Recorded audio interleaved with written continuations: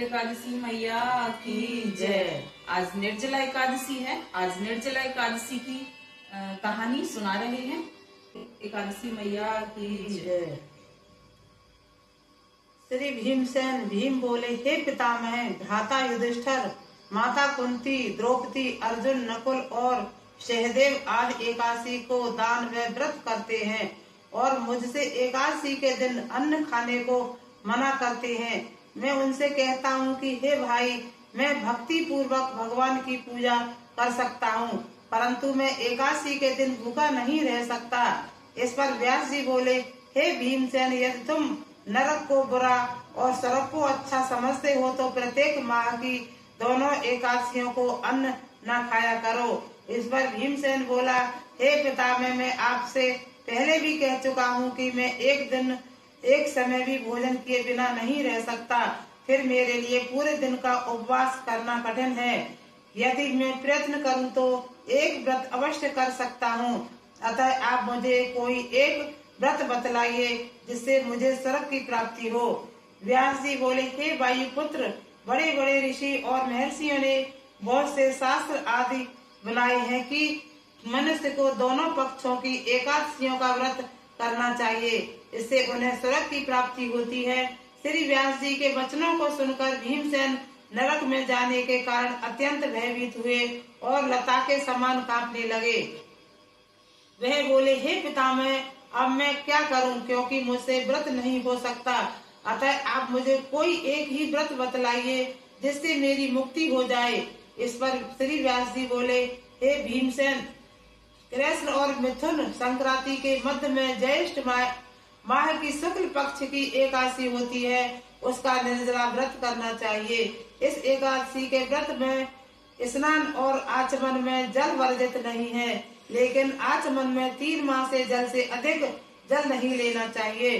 इस आचमन से शरीर की शुद्धि हो जाती है। आचमन में 7 माह से अधिक जल मद्यपान के समान है। इस दिन भोजन करने से व्रत नष्ट हो जाता है। यदि सूर्योदय से सूर्यास्त तक मनुष्य जलपान न करे तो उसे 12 एकादशी का फल की प्राप्ति होती है। द्वादशी के दिन सूर्योदय से पहले ही उठना चाहिए और स्नान करके ब्राह्मण को यथा योग्य दान देना चाहिए। इसके पश्चात भूखे ब्राह्मणों को भोजन कराना चाहिए, तत्पश्चात स्वयं भोजन करना चाहिए। इसका फल संपूर्ण एकादशियों के व्रत के बराबर है। हे भीमसेन, स्वयं भगवान ने मुझसे कहा था कि इस एकादशी का पुण्य समस्त तीर्थों और दोनों के पुण्य के बराबर है। एक दिन निर्जल रहने से मनुष्य सब पापों से मुक्त हो जाता है। जो मनुष्य निर्जला एकादशी का व्रत करते हैं उनके मृत्यु के समय भयानक यमदूत नहीं दिखते। उस समय भगवान विष्णु के यमदूत स्वर्ग से आते हैं और उनको पुष्पक विमान पर बिठाकर स्वर्ग ले जाते हैं। अतः संसार में सबसे श्रेष्ठ निर्जला एकादशी का व्रत है। अतः यत्न पूर्वक इस एकादशी का व्रत निर्जल व्रत करना चाहिए। उस दिन ओम नमो भगवते वासुदेवाय मंत्र का उच्चारण करना चाहिए। व्यास देव जी के ऐसे वचन सुनकर भीमसेन ने निर्जल व्रत किया।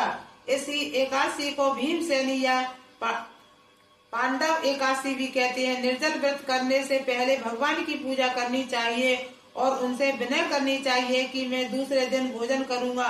मैं इस व्रत को श्रद्धा पूर्वक करूंगा, इससे मेरे सब पाप नष्ट हो जाएंगे। इस दिन एक बड़े वस्त्र से ढककर शरण रहित दान करना चाहिए। जो मनुष्य इस व्रत को 2 प्रहर में स्नान व तप आदि करके स्वर्ण का दान करते हैं उनको करोड़ फल स्वर्ण के दान का फल मिलता है। जो मनुष्य इस दिन यज्ञ होमादि करते हैं उसका फल वर्णन भी नहीं हो सकता। इस निर्जला एकादशी के व्रत से मनुष्य विष्णु लोक को जाता है। जो मनुष्य इस दिन अन्न खाते हैं उन्हें चांडाल समझना चाहिए, वे अंत में नरक में जाते हैं। ब्रह्म हत्यारे, मद्यपान करने वाले, चोरी करने वाले, गुरु से द्वेष करने वाले, असत्य बोलने वाले इस व्रत को करने से नरक को जाते हैं। हे कुंती पुत्र, जो पुरुष या स्त्री इस व्रत को श्रद्धा पूर्वक करते हैं उनका निम्नलिखित कर्तव्य है।